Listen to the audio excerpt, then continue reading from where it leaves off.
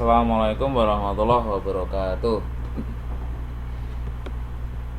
Bismillah, kita awali pertemuan manajemen operasi ini, pertemuan yang ke-7 untuk membahas bab 8 tentang penjadwalan jangka pendek. Ya. Kemudian sebelum kita lanjutkan, kita awali dulu dengan berdoa. Doa saya silahkan. Cukup. Oke. Bismillah, semoga diberi kelancaran pada malam hari ini.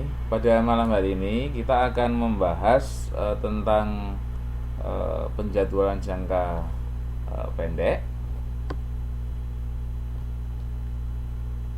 yang mana pada materi bab 8 ini ada beberapa hal yang akan kita bahas. Yang pertama adalah penentuan jumlah titik layanan, kemudian penentuan urutan pekerjaan, kemudian model penugasan minimasi, kemudian model penugasan maksimasi. Kita bahas satu persatu, ya. Kita bahas satu persatu.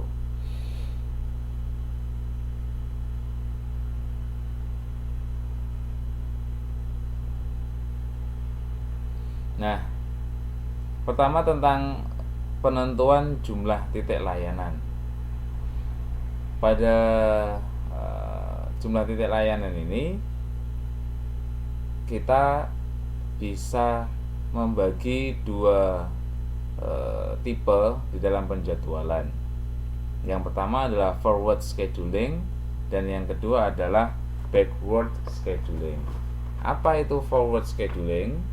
Kemudian juga apa itu forward scheduling? Barangkali ada teman-teman yang hendak menjawab, silahkan.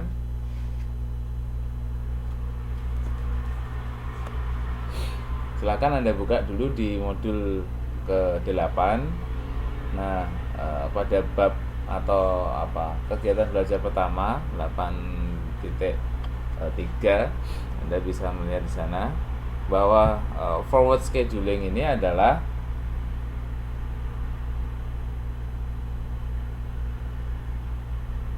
penjadwalan apabila telah kita mendapatkan suatu rencana kerja, kemudian kita segera mungkin melaksanakannya, ya. Jadi misalkan ada dua jenis ada dua jenis pekerjaan satu dan pekerjaan dua. Oke, bisa Anda lihat pada bagian atau gambar 8.1. Pada forward scheduling itu sekarang kita jadwalkan, kemudian sekarang ini juga kita laksanakan. Jadi kita melaksanakan sesuai waktu pelaksanaan dimulai dari sekarang. Misalkan pada aktivitas pertama itu butuh waktu 1 hari misalkan, ya, butuh waktu 1 hari aktivitas pertama dilaksanakan hingga besok hari. Setelah selesai dilanjutkan aktivitas kedua. Aktivitas kedua misalkan membutuhkan waktu 3 hari. Nah, begitu setelah selesai aktivitas pertama, kemudian dilanjutkan dengan aktivitas kedua, yaitu dengan lama durasi pengerjaannya 3 hari, sehingga total 4 hari. 4 hari ke depan itu sudah selesai pekerjaannya. Jadi penjadwalan terhadap pekerjaan yang ada itu berdasarkan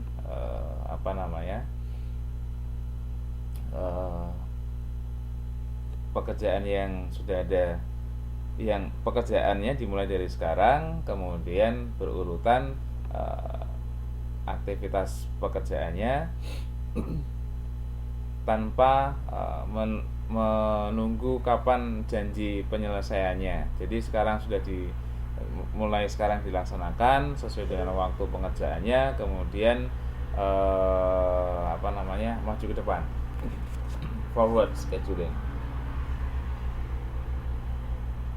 Nah, kalau yang backward scheduling, silakan Anda lihat gambarnya juga. Di situ sebaliknya. Ya, di situ sebaliknya. Misalkan sama total waktunya adalah total waktu pengerjaan dalam 4 hari, tetapi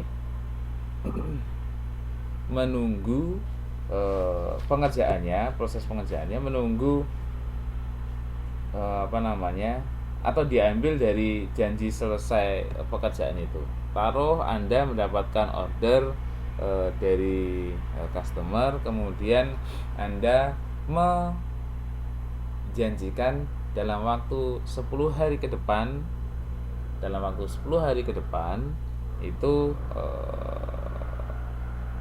pekerjaan yang sudah selesai, yang dipesankan sudah selesai, ya. Nah, waktu pengerjaannya adalah untuk aktivitas pertama 1 hari, aktivitas kedua 3 hari, total 4 hari. Maka kapan mulai waktu pengerjaannya?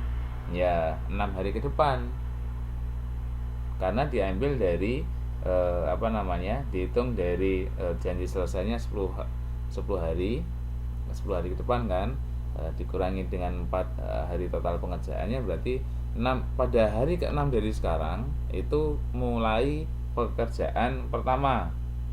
Ya, mulai pekerjaan pertama selama 1 hari, berarti sampai hari ke-7. Kemudian dari hari ke-7 melakukan aktivitas kedua atau proses yang kedua, kemudian selama kurun waktu 3 hari.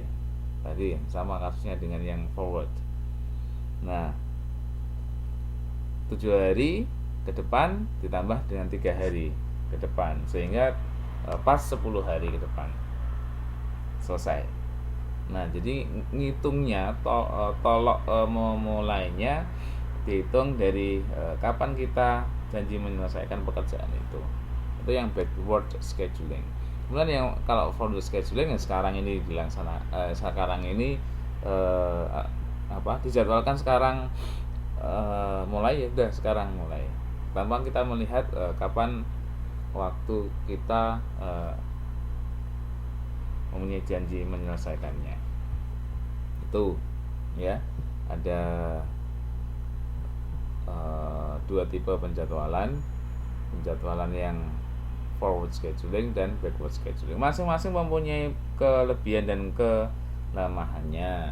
Kalau forward scheduling, otomatis ketika kita mulai dari sekarang, kemudian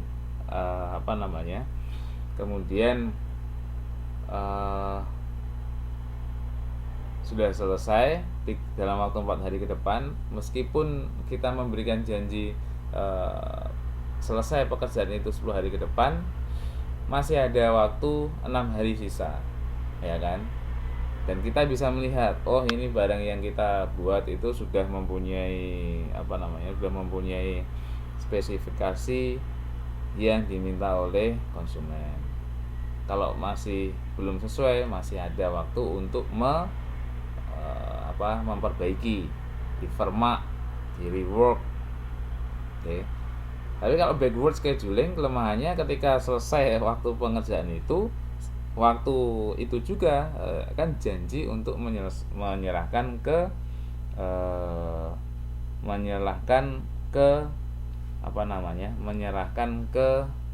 konsumen. Sehingga kalau barangnya itu terjadi kekurangan atau tidak bagus, ada hal yang kurang, maka tidak ada waktu untuk memperbaiki. Itu kelemahannya di situ. Tetapi kalau misalkan barang yang kita produksi itu bahan-bahannya cepat basi, cepat busuk dan seterusnya, maka penggunaan scheduling yang backward scheduling ini mempunyai kelebihan karena dimulai dan diakhiri pas sesuai dengan janjinya. Kita janjinya 10 hari ke depan selesai produk outputnya, produknya itu diserahkan ke konsumen. Nah, kalau dimulai dari sekarang berarti ada 6 hari 6 hari masih berada di perusahaan kita, belum disampaikan ke konsumen, sementara ini ada bahan atau barang yang mudah membusuk misalkan, sehingga sudah tidak fresh lagi. Oke. Nah, kalau dengan backward scheduling, begitu selesai masih bagus, masih fresh, kemudian diserahkan ke konsumen. Nah, itu masih dalam kondisi bagus. Jadi Jadi mempunyai kelebihan dan kelemahannya masing-masing.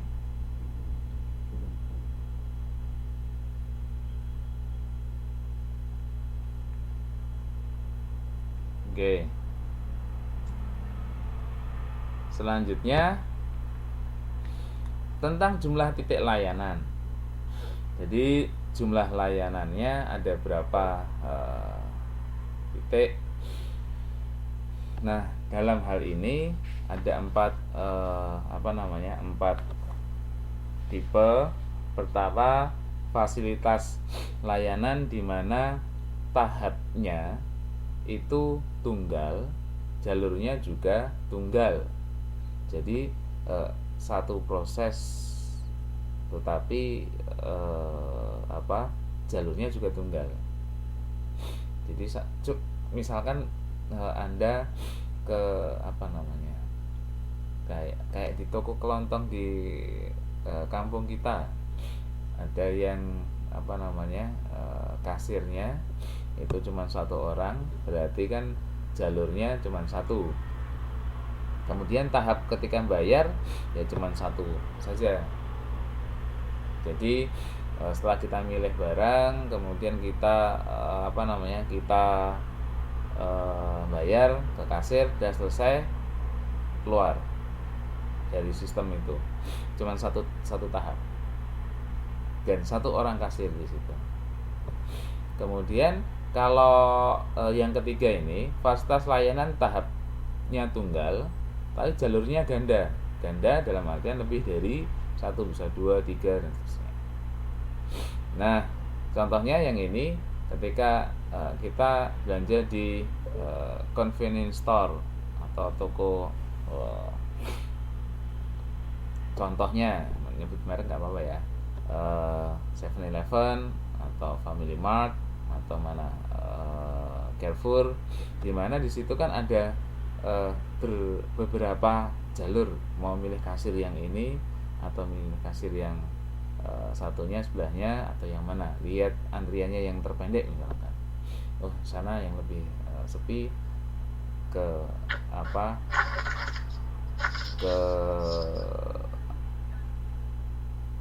kasir yang nomor 3 misalkan. Tolong di mute ya, tolong di mute yang teman yang lain. Mbak Arfa, tolong di mute.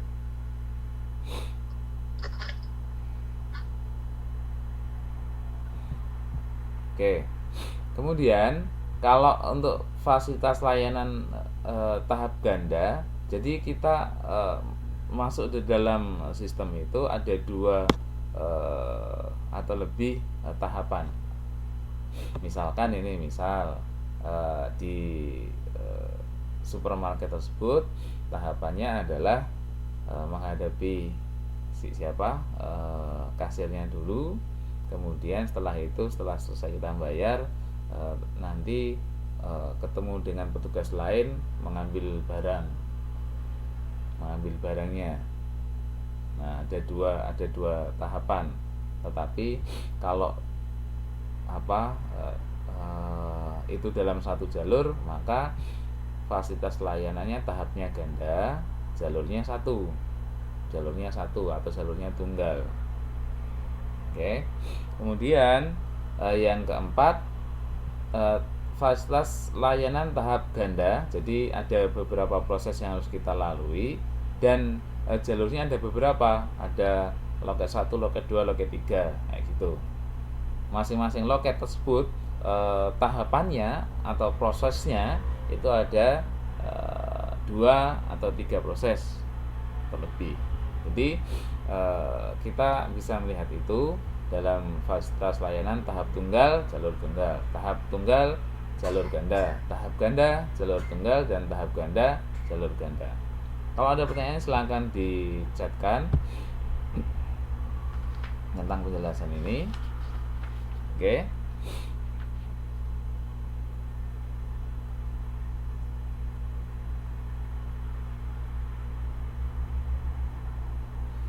Nah, sekarang adalah kita mau menentukan jumlah titik layanannya.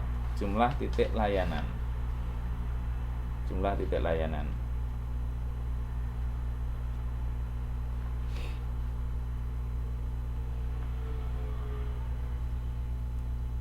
Oke. Jumlah titik layanan. Contoh kasus, silakan Anda buka pada halaman 8.10 itu. Kasusnya adalah sebagai berikut. Rata-rata penggunaan mesin fotokopi 30 kali setiap jam. Jadi 30 kali setiap jam. Jadi 1 jam mesin fotokopinya digunakan sebanyak 30 kali. Nah, rata-rata 1 kali menggunakan mesin fotokopi itu selama 3 menit. Nah, sementara jam kerjanya adalah 8 jam per hari. Dalam 1 bulan ada 25 hari kerja. Otomatis dalam 1 tahun ada 300 hari kerja. Nah, kita juga dapat informasi harga beli mesin fotokopi itu 40 juta dengan umur ekonomisnya adalah 5 tahun tanpa nilai residu sehingga atau depresiasi, sehingga jumlah atau depresiasinya adalah 8 juta per bulan karena umur ekonomisnya 5 tahun. Nah, biaya pemeliharaan per tahun adalah 10 juta. Pertanyaannya nanti di situ ada berapa jumlah titik layanannya, ada berapa jumlah mesin fotokopi yang harus kita sediakan di dalam kantor kita. Nih, kasus sekretaris dan fotokopi. Ini jumlah titik layanan, datanya seperti ini. Kalau ada 2 channel, 2 titik layanan, maka waktu dalam sistemnya 0,1143. Kalau 3 channel, waktu dalam sistemnya 0,0579 dan seterusnya, ya, sampai 6 waktu dalam sistemnya 0,0501. Ups, kemana dia?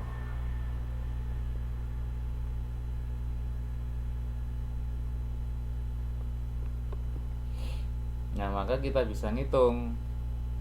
Jadi kalau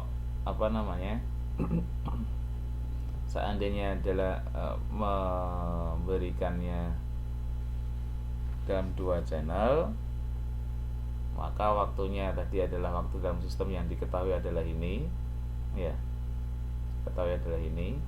Kemudian dalam 1 jam, maka waktu dalam sistemnya per jam adalah 3,429.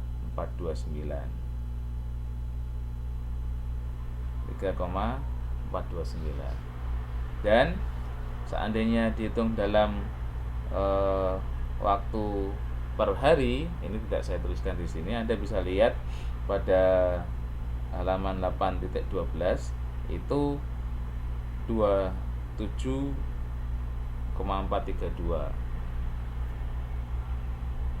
Dan kalau dalam per tahun maka 8.229,6. Nah,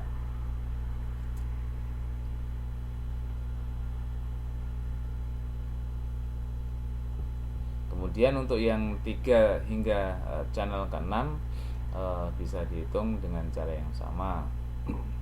Ini waktu dalam sistemnya, kemudian tinggal dikalikan tadi keterangan di atas ada berapa jam per hari, kemudian ada berapa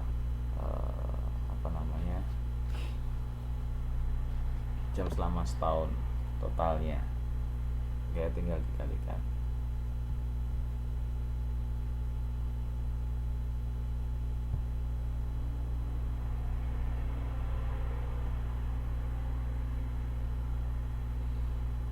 Oke, saya lanjutkan.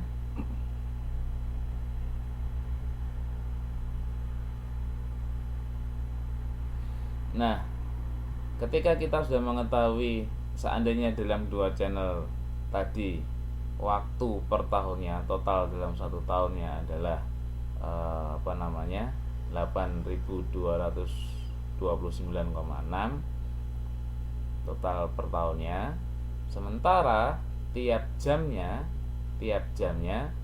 biaya per jamnya penggunaan mesin fotokopinya itu adalah 15.000 sama, maka biaya per tahunnya totalnya adalah ini 123 juta untuk yang pakai 2 channel.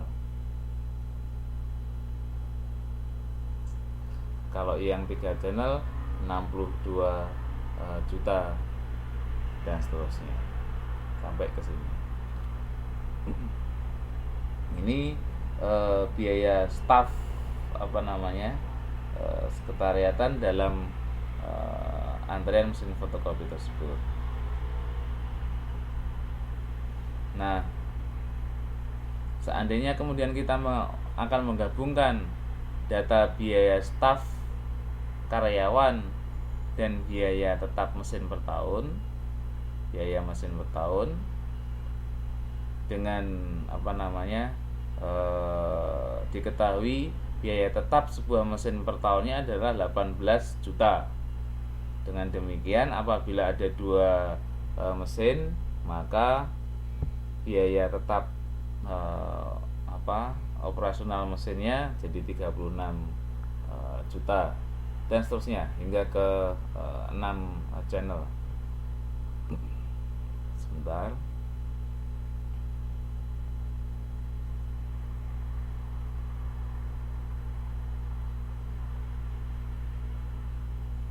Nah, ini tadi kita sudah menghitung biaya stafnya. Kemudian sekarang ditambahkan atau diakumulasikan antara biaya staf dengan biaya operasional mesinnya. Dalam 1 tahun operasional mesinnya adalah 18 juta. Kalau 2 mesin, 2 channel 2 mesin, maka biaya mesinnya adalah 36. Kalau 3 mesin berarti 54 juta dan seterusnya hingga sampai sini. Nah, kemudian total biaya yang akan kita keluarkan jikalau 2 channel mesin fotokopi, maka jumlahnya adalah 159.000. Kalau untuk channel ketiga, jumlah channelnya atau jumlah mesin fotokopinya ada 3, maka total biayanya adalah 116.000 dan seterusnya hingga channel ke-6. Total biayanya adalah 162 juta. Nah, dari sini kita bisa melihat bahwa yang paling kecil, paling rendah total biayanya adalah alternatif kedua, yaitu dengan adanya 3 mesin fotokopi. Dengan adanya 3 mesin fotokopi. Seperti itu. Jadi 3 mesin fotokopi ini kombinasinya yang paling menghasilkan jumlah biaya yang paling rendah. Memang biaya mesinnya paling lebih tinggi dari kedua 2 mesin fotokopi, tetapi jauh lebih kecil dari 6 mesin fotokopi. Sementara biaya stafnya itu juga lebih rendah, separuh dari alternatif pertama. Jadi kombinasi inilah yang paling optimal menjadikan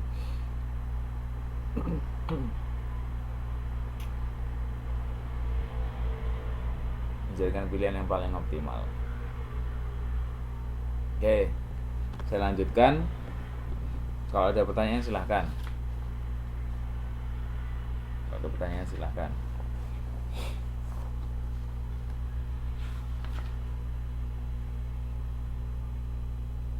Oke, saya kasih waktu 1 menit untuk istirahat sebentar.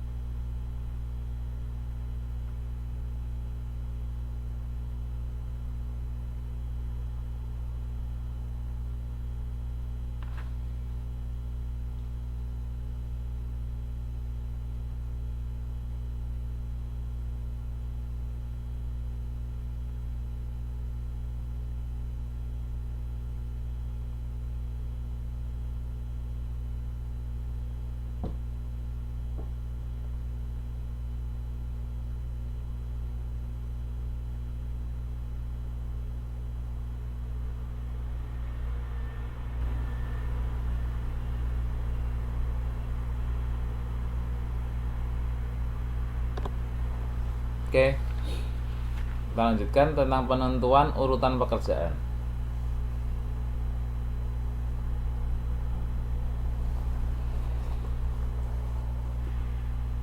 Sistem penentuan urutan pekerjaan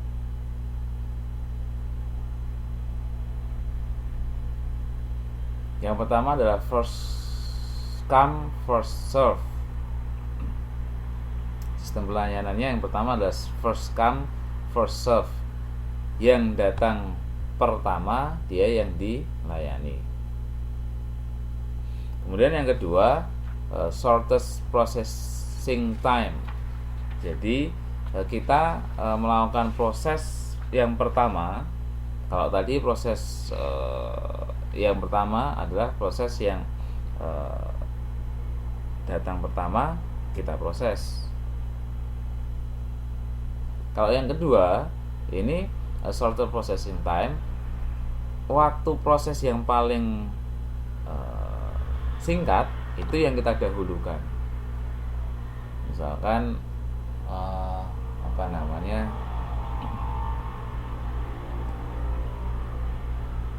pekerjaan A itu butuh waktu 1 menit, pekerjaan B butuh waktu 3 menit. Maka kita dahulukan pekerjaan A dulu dalam pengerjaannya. Sebaliknya, longest processing time ini kita dahulukan pekerjaan yang terlama dulu, baru kemudian terlama kedua dan seterusnya. Contoh yang tadi, seandainya ada pekerjaan A itu 1 menit, pekerjaan B 3 menit, maka yang kita dahulukan adalah yang pekerjaan B duluan. Kemudian yang keempat ada earliest due date. Jadi yang kita lakukan urutan pekerjaannya adalah yang deadline-nya, janji penyelesaiannya itu yang paling terdekat. Kita banyak order nih, sehari itu datang 5 order.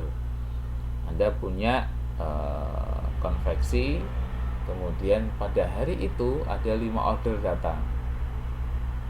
macam-macam beda macam-macam beda pesanannya. Ada yang buatin kaos seragam, ada yang minta dibuatin jaket, celana, dan seterusnya. Ada 5 order. Nah, dari 5 order itu kalau kita pilah dan pilih, kemudian beda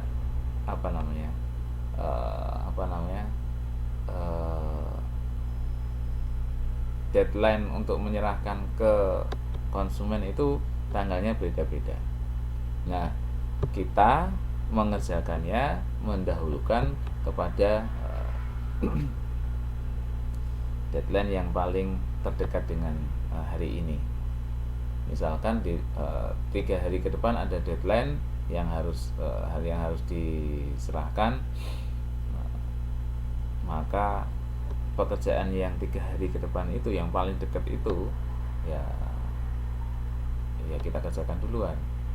Anda punya 2 tugas manajemen operasi sama organisasi.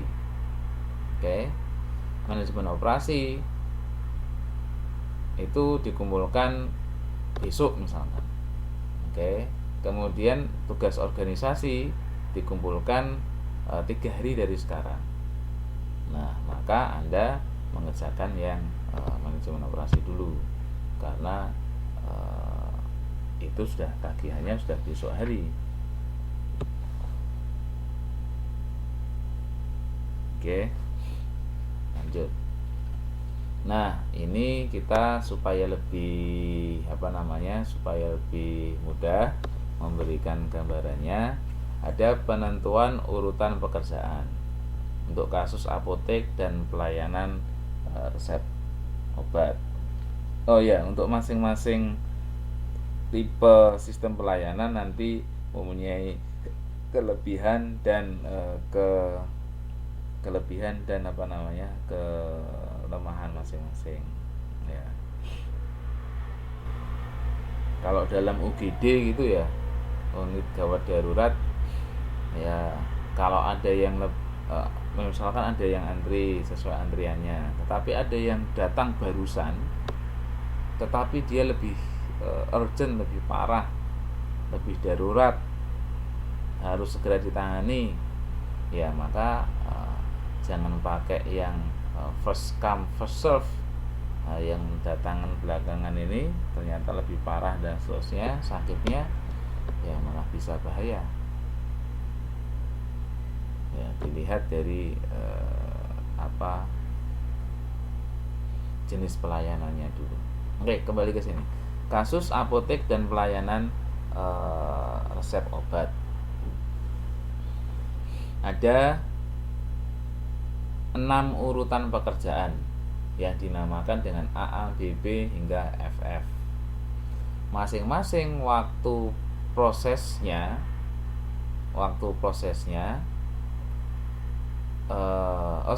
ini ada 6 resep, yaitu AA, BB hingga FF ya.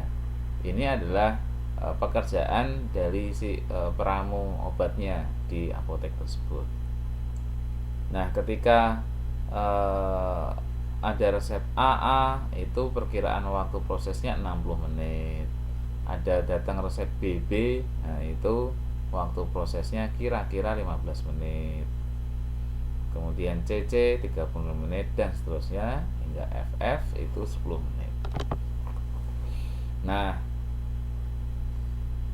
sistem urutan pekerjaan mana yang cocok untuk digunakan sehingga lebih menguntungkan bagi si pasien, bagi si pelanggan. Pertama, kita kita gunakan dengan metode FCFS, first come first serve. Oke, first come first serve. Jadi kita asumsikan resep A, B, C, D, E, F itu datangnya berurutan. Duluan A, kemudian pelanggan B datang meminta resep B, kemudian datang lagi resep C, D, hingga FF. Nah, Dengan demikian proses penyelesaiannya sebagai berikut. Ini adalah waktu prosesnya yang tadi itu, ya, waktu prosesnya yang tadi itu. Kemudian juga ada data baru berkaitan dengan janji selesainya. Ketika si resep AA datang, kemudian kita janjiin nanti ini selesai kira-kira 180 menit lagi ya, atau katakanlah 3 jam lagi nanti bisa diambil gitu. Jadi orangnya mau nunggu atau keluar sebentar, mau pergi ya silahkan. Nah, si petugas pramuniaganya ketika ada resep B janjiin, oh ini kira-kira 45 menit lagi selesai.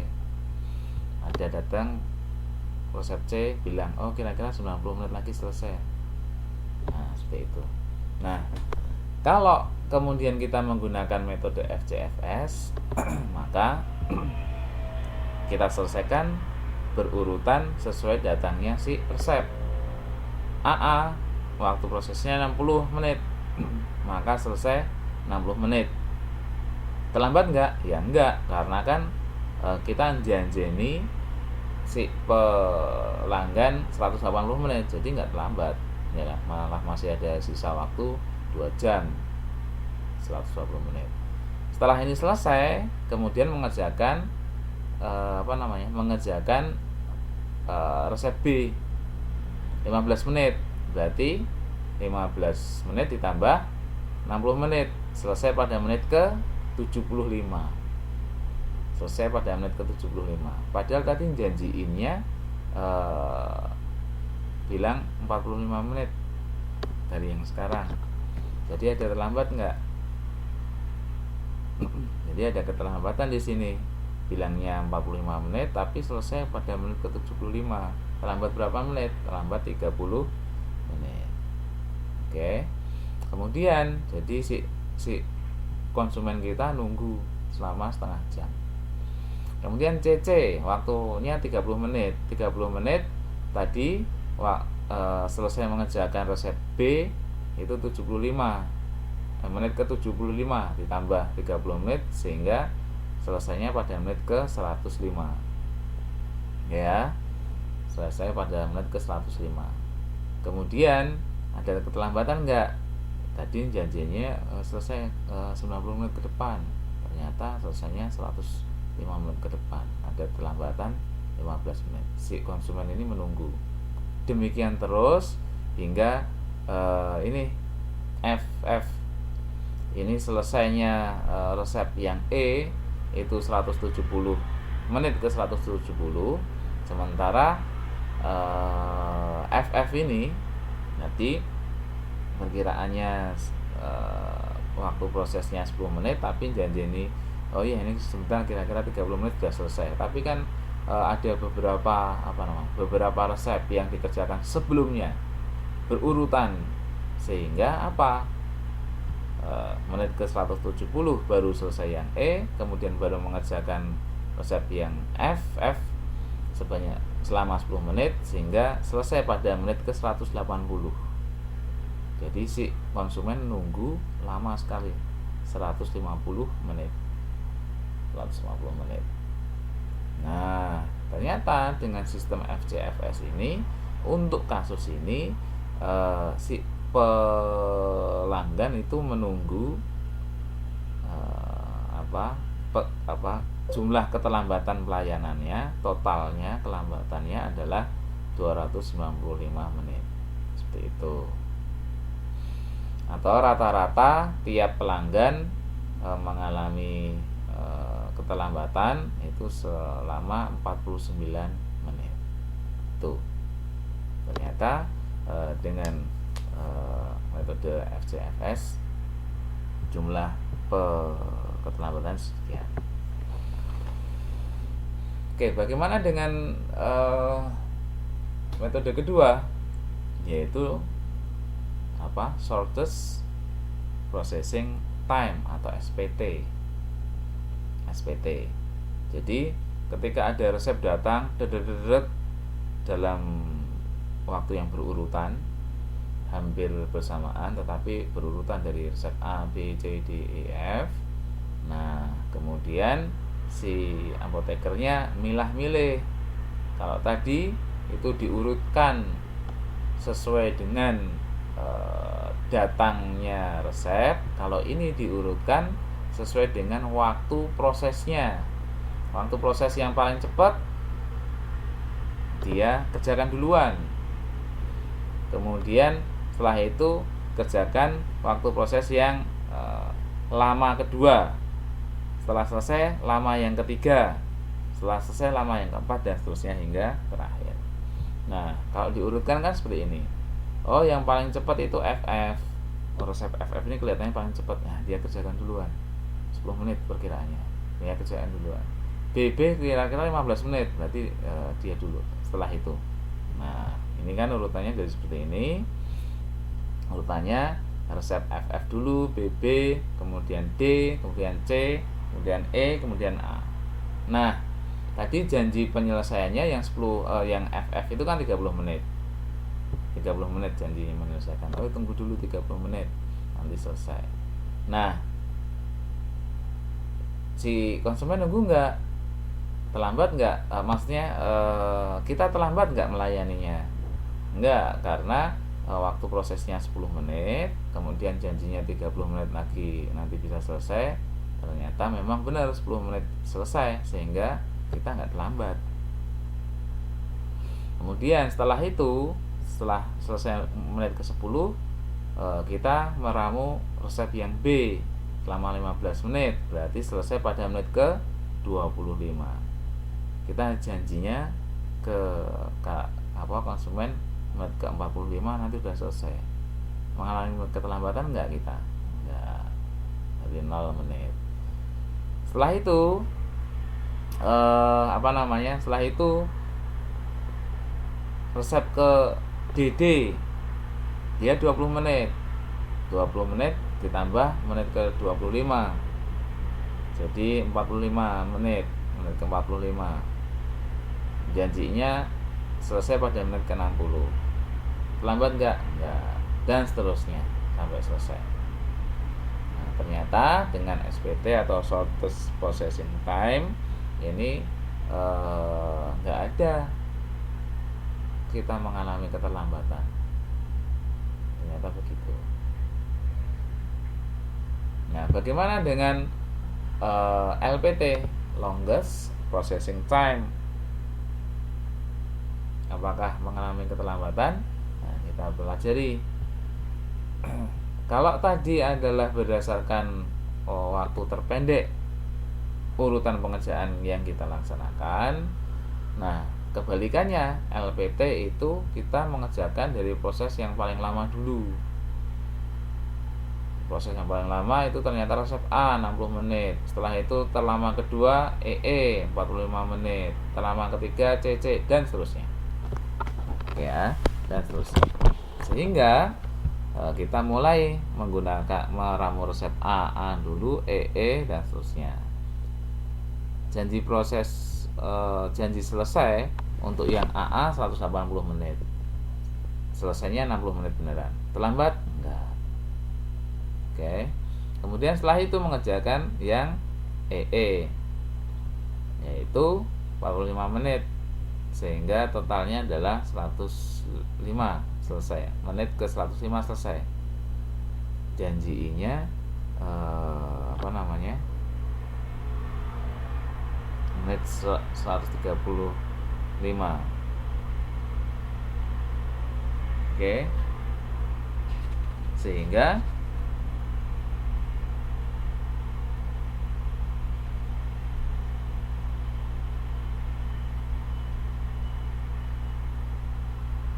sebentar, ini ada yang salah nih, 135 aja. Ya benar. Ini harusnya nggak terlambat nih. Selesai menit ke 105. Ini kemudian janji selesainya 135, sehingga belum mengalami keterlambatan. Ya, ini belum mengalami keterlambatan. Ini di modul tertulis 10 ya. 60 tambah 45 105. Janji selesainya benar enggak 135? Ya benar, 135. Belum terlambat ya, belum terlambat. Ini 0 harusnya, ini 0. Yang ya, yang harusnya belum terlambat ini. Jadi 0. Mungkin bisa dikoreksi di modulnya atau nanti Anda teliti lagi ya. Saya pikir belum terlambat ini. Jadi begini, ulang. Waktu prosesnya kan 60 menit. Kita janjiin 180 menit kemudian nanti selesai. Proses beneran 60 menit selesai. Berarti kan kita nggak terlambat janji kan. Kita tidak terlambat memenuhi janji.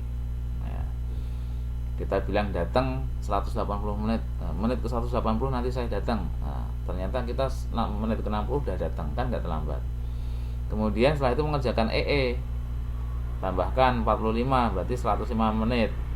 Kita datang di menit ke 105. Sementara kita janjiin kepada orang akan datang di menit 135. Kita janji 135 menit lagi kita akan datang. Nah, ternyata kita datang itu 105 menit ke 105, kan nggak terlambat.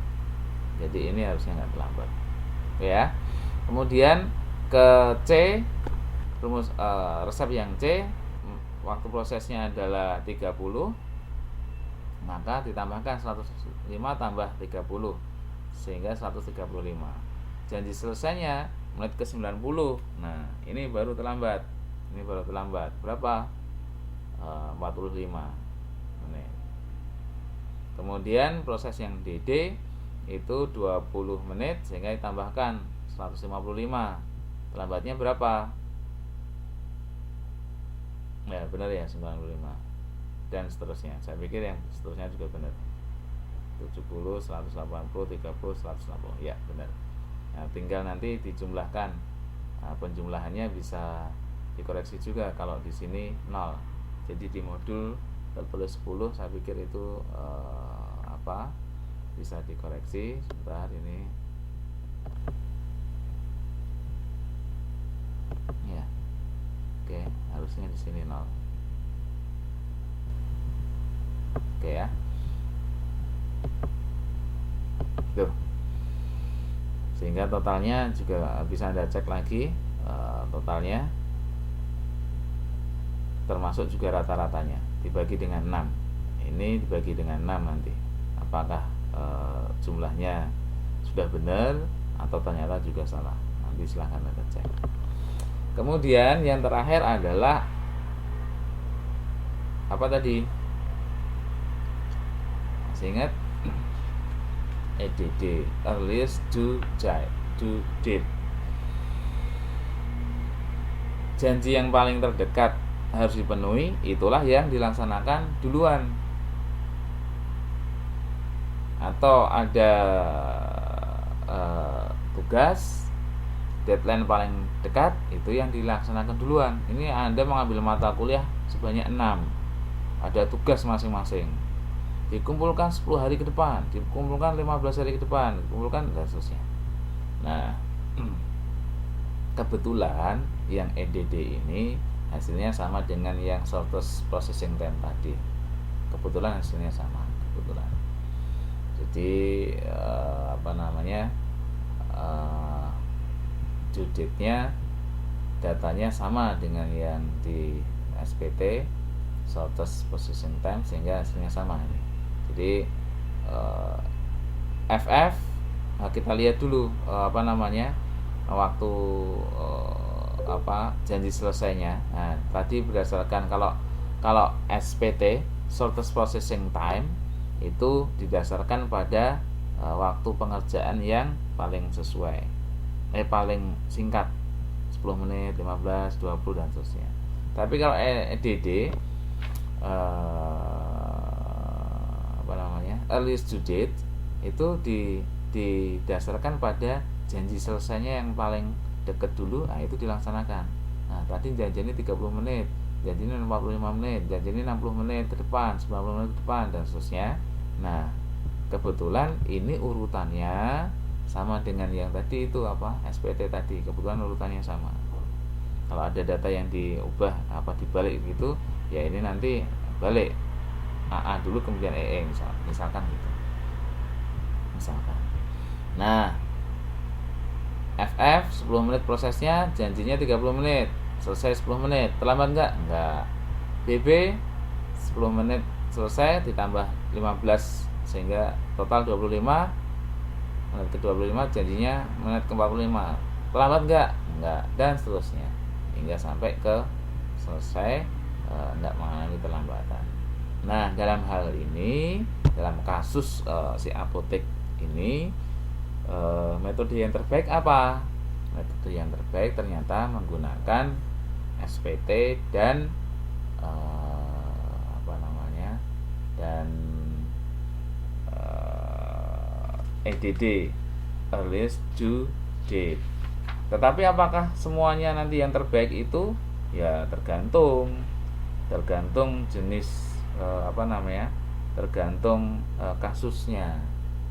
tergantung kasusnya. Jadi kalau pelayanan dokter, sebagaimana kalau kita kemudian ke poliklinik atau ke rumah sakit, kita ada antrian dalam kondisi normal, tidak ada yang darurat, ya nanti sesuai dengan antriannya yang digunakan adalah first come first serve. Siapa yang datang duluan atau siapa yang membuat appointment duluan, janji duluan dengan rumah sakit atau dengan dokter tersebut, maka dia yang dilayani duluan gitu. Ada juga kebalikannya, paling akhir datang, paling cepat dilayani. Ada juga misalkan itu bahan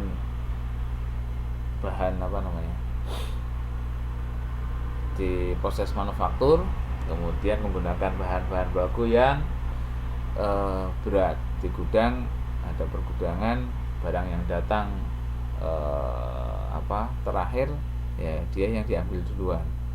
Karena kalau ngambil yang pertama, bongkarnya lebih jauh lagi di dalam gudang, nanti ngobrak-ngabrik gudang semuanya, misalkan demikian. Sehingga yang paling dekat, yang barusan datang, malah itu yang digunakan duluan. Jadi bahan bakunya baja, besi, ditumpuk di gudang. Nah, kemungkinan malah justru yang paling diambil duluan yang barusan datang, kalau gudangnya satu pintu, kecuali gudangnya 2 pintu sini dan sana gitu ya, sehingga yang sebelah sana bisa diambil duluan juga. Nah, oke. Jadi tipe mana yang terbaik itu itu tergantung pada jenisnya. Kemudian yang selanjutnya, kegiatan belajar ketiga, model penugasan dan minimisasi. Model penugasan dan minimisasi biaya. Minimisasi ini terkait dengan meminimalkan input, baik itu biaya maupun waktu. Data yang dibutuhkan dalam menghitung ini adalah jumlah tugasnya, jumlah karyawannya, ukuran kesuksesnya bagaimana, kemudian tujuan penyelesaiannya. Silakan Anda lihat pada modul 8.39. Ya, 8.39. Jadi untuk menggunakan model penugasan minimisasi ini, beberapa data yang perlu disiapkan adalah kita ngerti jumlah tugas yang harus diselesaikan. Kemudian kita juga ngerti jumlah karyawan yang ada, kemudian ukuran kesuksesannya, apakah mau profitnya itu paling minimal atau inputnya paling minimal atau outputnya yang paling maksimal, profitnya paling maksimal. Jadi ukuran kesuksesannya biasanya kalau yang minimisasi itu inputnya yang minimal, penggunaan input yang minimal. Tapi kalau yang maksimisasi jumlah produknya yang maksimal atau profitnya yang maksimal, marginnya yang maksimal. Kemudian tujuan yang diinginkan, tujuannya apa? Tujuan penyelesaian ini bergantung pada ukuran kesuksesan penyelesaian tugas. Jadi ukuran kesuksesannya itu apa?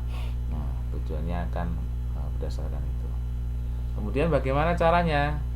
Caranya adalah pertama melakukan pengurangan per baris.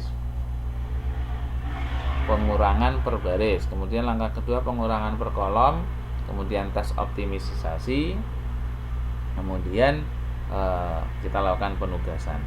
Jadi di sini kita akan melakukan penugasan di mana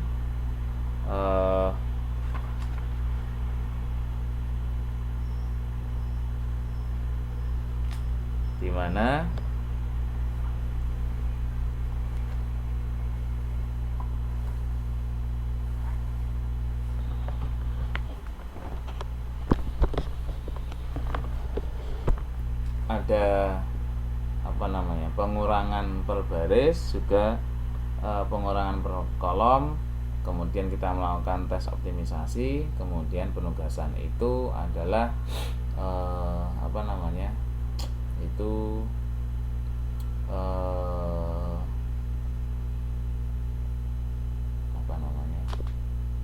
prosedurnya.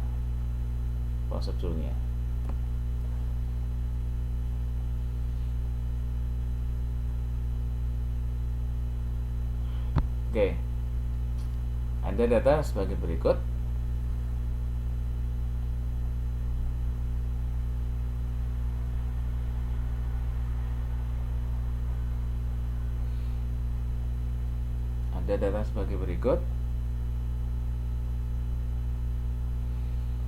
Ini T1 sampai T5 itu adalah tugas pertama hingga tugas kelima.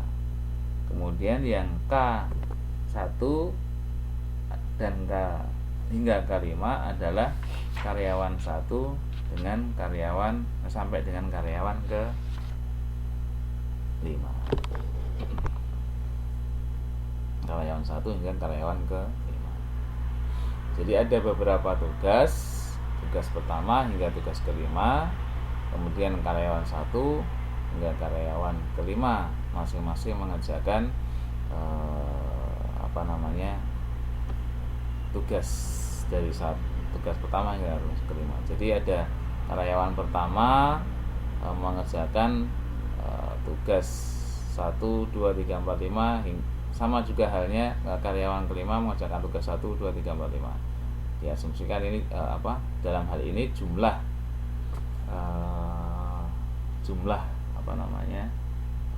tugas dan jumlah karyawan itu sama. Dengan waktu datanya sebagai berikut. Karyawan 1 mengerjakan tugas pertama selama 9 jam atau 9 menit, 9 detik. Monggo, yang satuannya 9 satuannya setelah ini 9, 8, 8 dan seterusnya. Nah, langkah pertama tadi apa? Langkah pertama adalah pengurangan per baris. Gimana caranya? Nah, kita lihat setiap baris itu pilih angka yang paling kecil di dalamnya. Nih, angka yang paling kecil berapa ini setiap barisnya ini? K1 8, K2 7, K3 7, K4 7, K5 7. Ya. Kemudian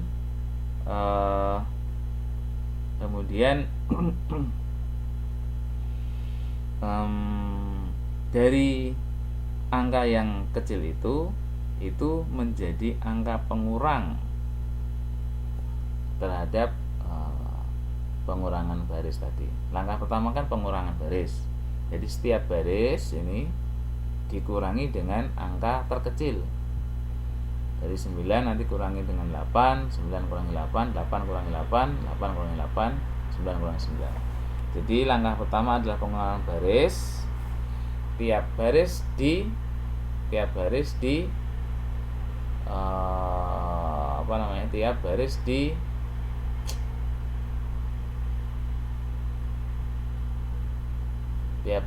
dikurangi dengan angka terkecil. Nih, hasilnya adalah sebagai berikut langkahnya.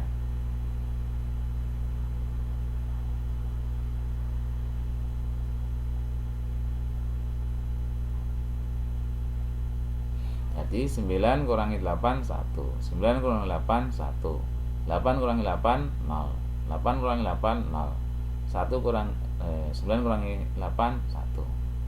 Demikian seterusnya. Untuk K2 juga sama. Ya, untuk K2 juga sama. Oke ya. Contoh, saya kembalikan lagi untuk yang K5.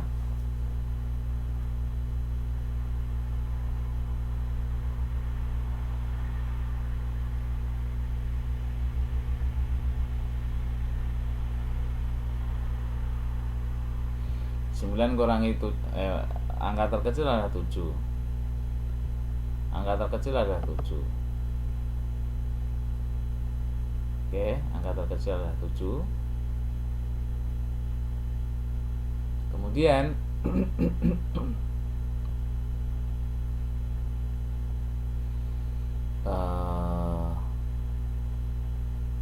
kita kurangi per baris ini dengan angka 7.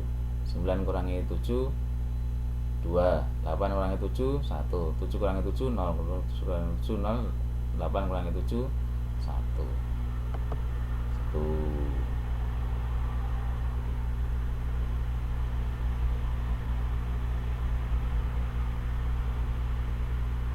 Oke ya. Nah, ini hasilnya. Kemudian langkah kedua adalah pengurangan per kolom. Hasil dari langkah pertama ini kemudian kita lihat kembali. Sekarang perhatikan setiap kolomnya. Sebentar, yang tadi. Perhatikan setiap kolomnya. Kemudian pilih angka terkecil setiap kolom. Pilih angka terkecil setiap kolom.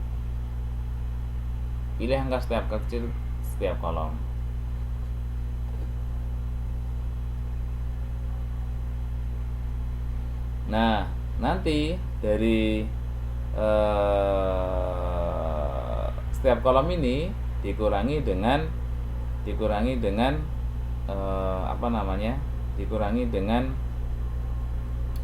angka terkecil tiap kolomnya. Jadi 1 kurangi 1, 1 kurangi 1 hingga 2 kurangi 1. Oke.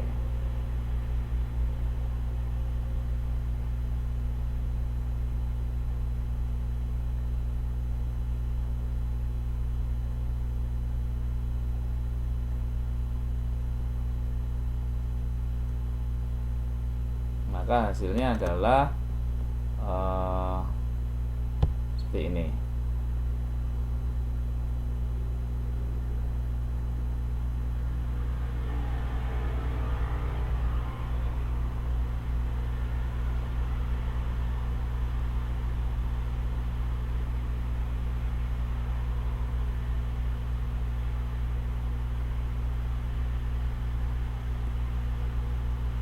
Ya.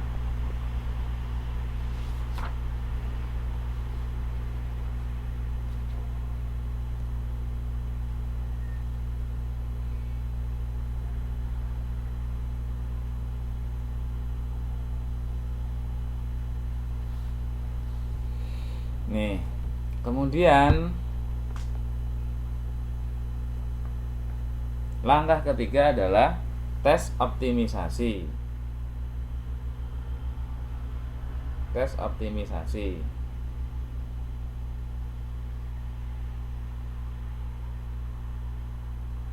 Bagaimana caranya tes optimisasi ini? Nah, tolong dibaca dulu pada langkah ketiga di halaman 8.40.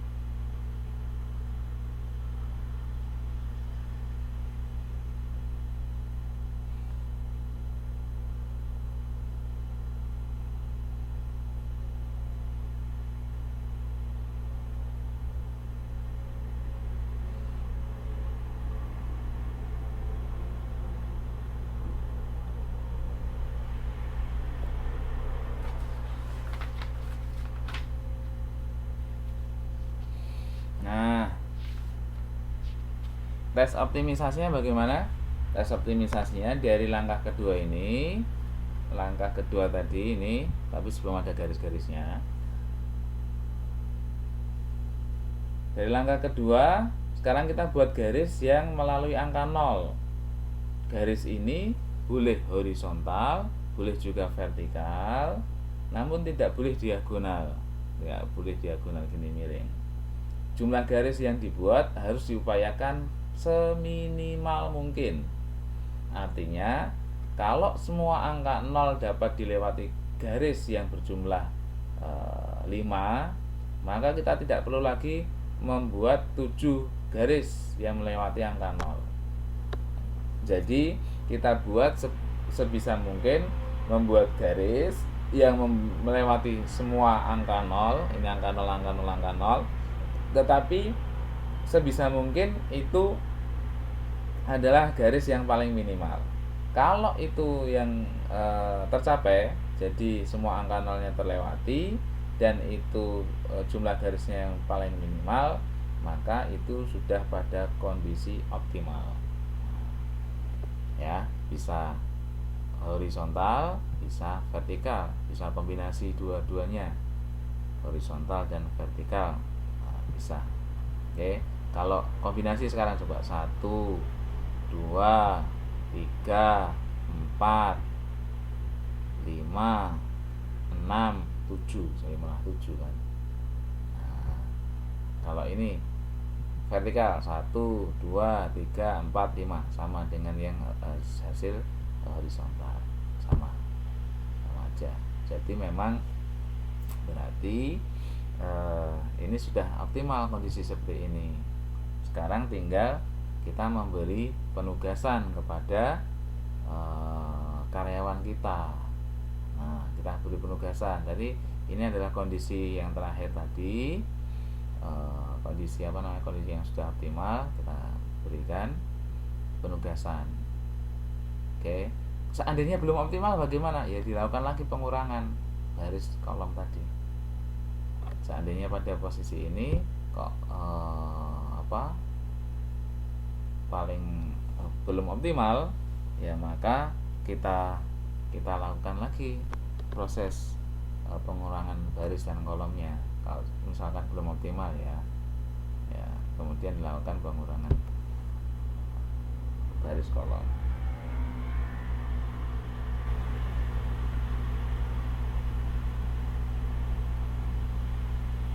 Kapan kondisi optimalnya? Yaitu jika jumlah garis itu sama dengan jumlah baris. Oke ya. Jika kapan kondisi optimalnya? Kondisi optimalnya adalah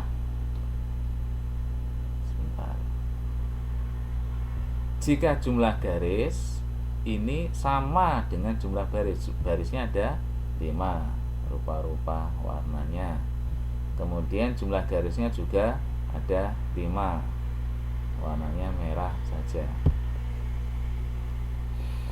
Oke, karena udah optimal, kita lakukan penugasan. Ditugaskan tugas 1 untuk karyawan siapa, tugas 2 untuk karyawan siapa, tugas 3 untuk karyawan siapa. Itu saja.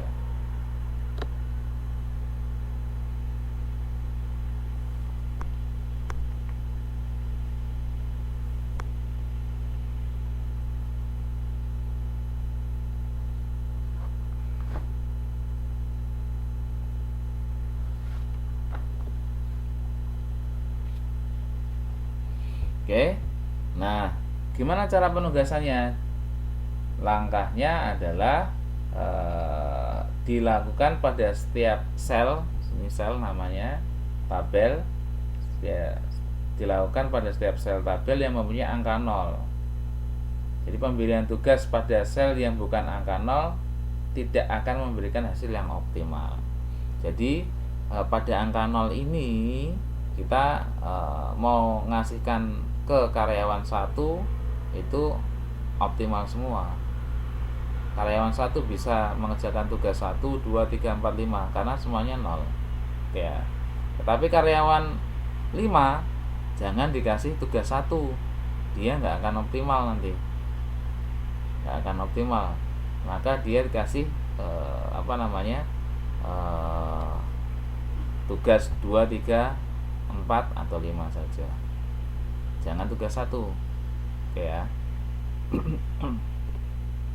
Oke.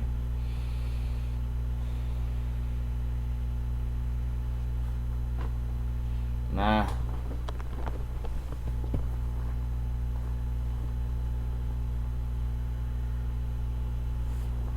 maka langkah pertama kita cari yang ada angka satunya lebih dari 1, K3, karena dia hanya bisa optimal tugas 1 atau tugas 3. Nah, kita setting di sini 3, bisa juga 1, terserah, sama aja sebenarnya. Tapi nanti kita perhatikan apakah yang lain juga kebagian. Misalkan di sini, kemudian berarti yang tugas 3 ini nggak bisa dikerjakan oleh orang lain karena sudah diserahkan ke K3. Kemudian ada K4 yang ada satunya, maka dia hanya bisa 1 dan 3 saja. Dan 5. 1, 4 dan 5, karena 3 kan sudah digunakan untuk K3. Mau diletakkan di sini bisa, 4 juga bisa, 5 juga bisa. Misalkan di 4. Habis itu ada yang satu lagi mana? Ini 5 K5. Maka dia hanya bisa mengerjakan tugas 2 dan tugas 5. Taruh misalkan di tugas 5. Sehingga tinggal K1 dan K2, nah bebas. K1 mau yang tugas 2, K2 mau tugas 1, sama aja sebenarnya. Cuman ini penentuan disebut seperti ini. Nah, nanti penugasannya adalah kalau sesuai dengan ini, K1 untuk tugas 1, K2 tugas 2, K3 tugas 3 dan seterusnya. Total waktunya berapa? Ini ke soal awal tadi. Di sini kan 9 tadi kan ya. 9, di sini 8, di sini 7, di di sini 7 jam, di sini 8 jam, total 39 jam. Inilah waktu penugasan yang paling minimal, membutuhkan waktu yang paling minimal. Seperti itu.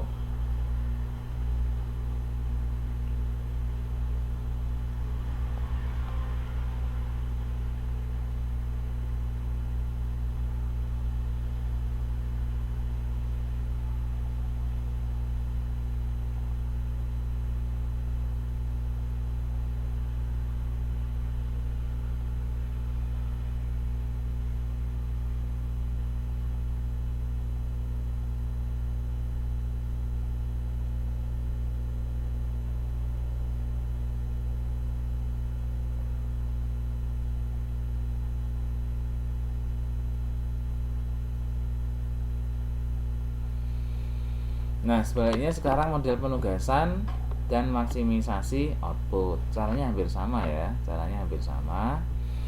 Nah, maksimisasi output seperti margin, juga pendapatan. Oke, silakan Anda bisa buka pada halaman berapa? Maksimisasi output. Maksimisasi kegiatan belajar 8.53 ya. Ini untuk memaksimalkan output. Outputnya berupa pendapatan atau profit atau margin dan seterusnya. Nah, prosedurnya adalah pertama dikalikan dengan -1, kemudian pengurangan baris, pengurangan kolom, tes optimisasi, penugasan. Jadi caranya hampir sama dengan yang tadi, bedanya adalah di langkah pertama dilakukan pengalian terhadap -1. Oke, lanjut.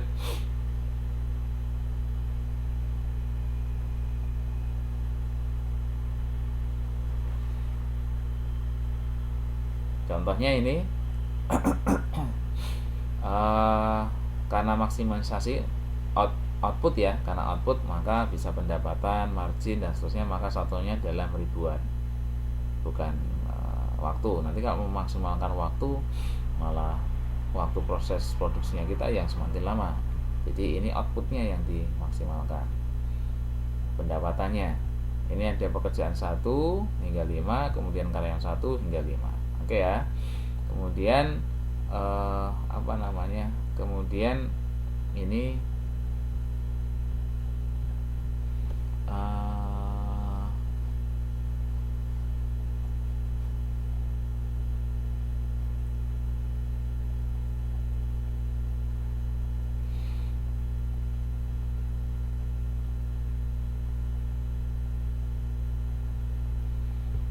ada 20.000 pendapatannya pekerjaan atau produk 1. Ini produk 1 pendapatannya 20.000, pendapatannya 25.000 dan seterusnya. Oke. Nah, cara pertama apa tadi? Dengan ada data seperti ini,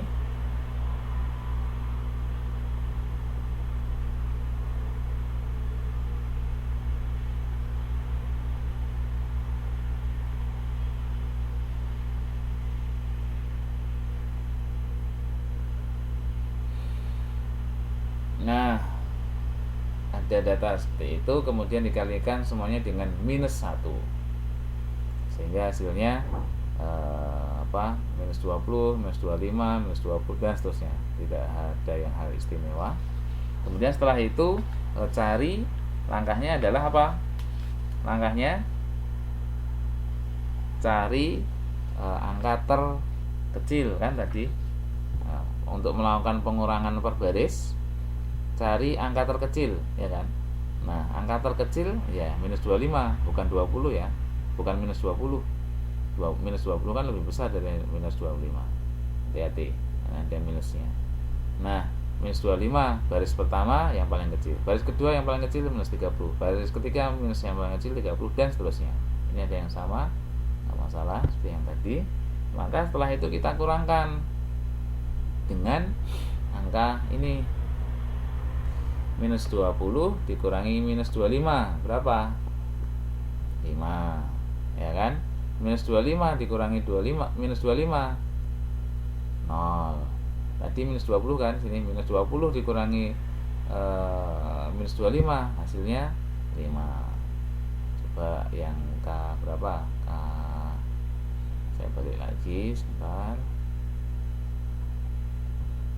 Maaf lama. Misalkan K5.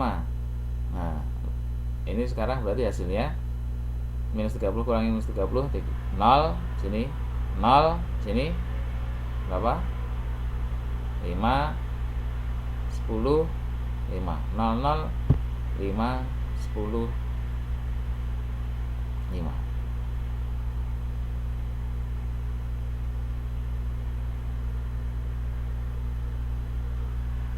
Tuh sudah ya, ini ya. Oke, sama udah. Kemudian langkah kedua ini, langkah ketiga apa? Langkah ketiga adalah pengurangan per kolom. Caranya sama. Ambil angka terkecil. Angka terkecilnya di sini 0. Ya udah, kurangi aja nih 0. 5 dengan 0, 5, 0 dengan 0, 0. Yang ada angka 0-nya berarti tetap. Nah, ini yang beda. Angka terkecilnya 5. Berarti nanti sini 0, 5, 5, 5, 0 dan seterusnya. Itu ya. Ada yang istimewa sama dengan yang tadi.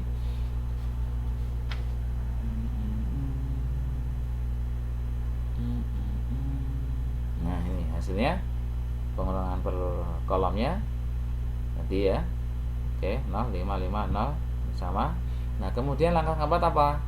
Optimisasi, tes optimisasi, yaitu dengan cara membuat garis yang melalui angka 0. Nah, kapan akan optimal? Jikalau garis yang paling minimal itu sama dengan jumlah barisnya. Ada 5 ya, berarti minimal 5. Jikalau masih lebih, ya berarti belum.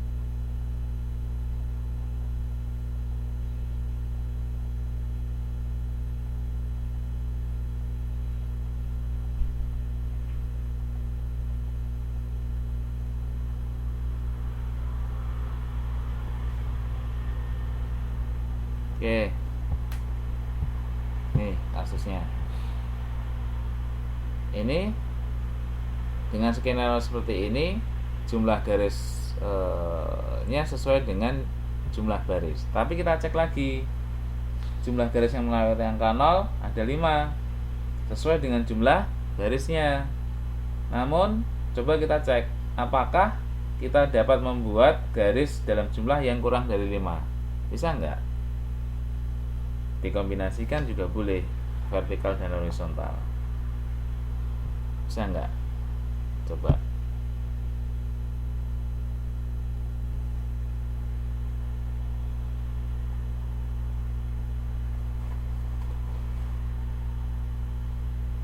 Nah, ternyata ini dengan skenario seperti ini ya, itu ada 4 garis, beda 5, lebih minimal.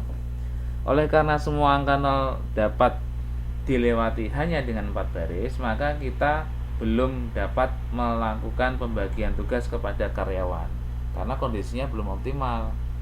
Jumlah yang paling minimal garisnya yaitu 4, tapi ini beda kan dengan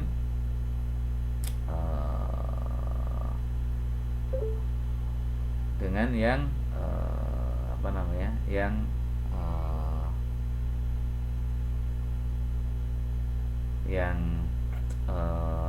yang jumlah barisnya. Maka kita perlu melakukan perubahan angka dulu sebagaimana prosedur yang kita ketahui. Jadi kita cari angka paling kecil di antara angka yang berada di garis luar, kemudian semua angka di luar garis kita kurangi dengan angka tersebut. Angka yang berada di dalam garis kita biarkan saja, sementara angka yang dilalui oleh 2 garis justru kita tambah dengan angka yang kita pilih tersebut. Saya ulang. Jadi kita harus melakukan perubahan angka karena jumlah garisnya ini berbeda dengan jumlah baris. Jumlah garis 4 berbeda dengan jumlah barisnya yang jumlahnya adalah 5. Maka perubahan angkanya adalah kita cari angka paling kecil di antara angka yang berada di luar garis. Yang di antara yang angka paling kecil di luar garis adalah 5. Karena ada 2, 5 sama 10. Yang paling kecil adalah 5. Oke ya. Kemudian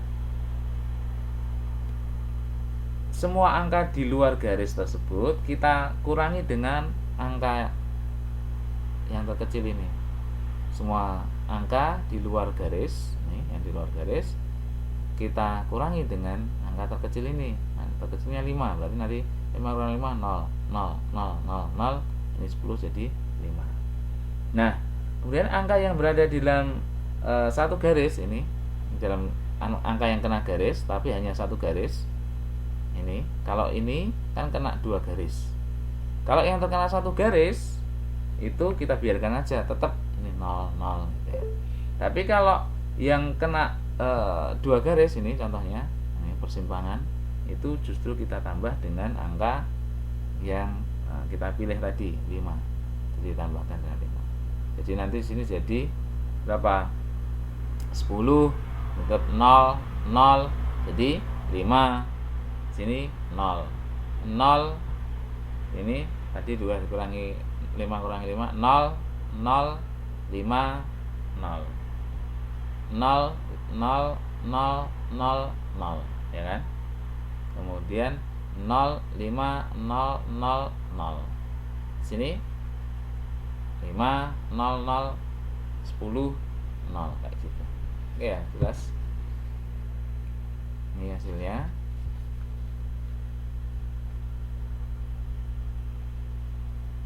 Nah, ini hasilnya perubahan angka. Kemudian kita cek kalau sudah gitu. Ini hasilnya tadi sudah kita cek apakah garis yang paling minimal itu jumlahnya sama dengan barisnya yang 5 tadi. Oh, ternyata sudah sama 5, 5, 5 apa? Ya kan? Jumlahnya sama, mau vertikal juga 5. Maka kalau udah sama itu hasil yang optimal. Oke. Kalau sudah optimal, maka langkah selanjutnya adalah penugasan. Karena sudah optimal, maka lakukan penugasan. Yang ditugaskan adalah pada angka yang 0. Oke ya. Pada angka yang 0.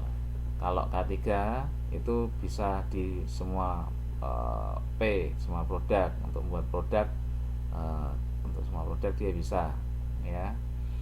Tapi kalau yang K10 tidak bisa untuk P1 maka dan P5, maka bisanya P2, 3, 5. Kita mulai dari salah satu dulu. Mungkin yang ada angka non 5-nya terbanyak, K1 atau K5. Kita mulai dari K1 dulu. Misalkan P1 K1 itu P2 misalkan. Kemudian yang ada non 5 yang banyak juga, ini ada K5. Misalkan dia hanya bisa P3 dan P5 karena P2 nya sudah dipakai K1. Maka kita taruh misalkan di P5 misal. Oke ya. Kemudian habis itu K2 atau K4. Dia hanya bisanya P1, P3, P4. Misal taruh P1. Mau taruh P4 juga bisa. Nanti hasilnya juga sama. Oke ya. Kemudian taruh seperti ini hasilnya, penugasannya K1 untuk memproduksi produk 1, K2 produk 3, K3 produk 4, K4 produk 1, K5 produk 5. Sehingga nanti total bukan total waktu ini, total pendapatannya, sorry ya belum diedit, total pendapatannya adalah 125.000. Ini kan tadi di sini angkanya 25, sini angkanya 20, sini angkanya 30, dan seterusnya. Itu dimasukkan ke data awal, bukan 0 tambah 0 tambah 0 tambah 0 ya, nggak ada nanti pendapatannya. Oke, kemudian itu tadi maksimal outputnya yang kita dapatkan. Dengan penugasan inilah maksimal yang bisa kita dapatkan. Tapi kalau tidak dengan penugasan itu bisa kurang dari 125.000. Demikian, kalau ada pertanyaan silahkan. Pas jam 12 kurang 2 menit, kalau ada pertanyaan silahkan. Ada waktu 2 menit, saya persilahkan.